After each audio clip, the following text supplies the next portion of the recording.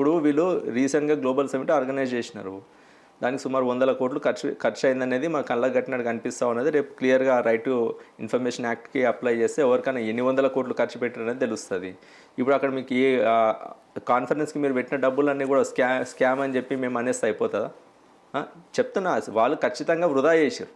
ఇక్కడ మీకు హైదరాబాద్ కన్వెన్షన్ సెంటర్లో పెడితే 10 కోట్లతో అయిపోయేదానికి అక్కడ మీరు ఫ్యూచర్ సిటీలో 100 కోట్లు ఖర్చు పెట్టి చేసిరు అనేది ఖచ్చితంగా దాన్ని కూడా మేము స్కామే అని చెప్పంటాం.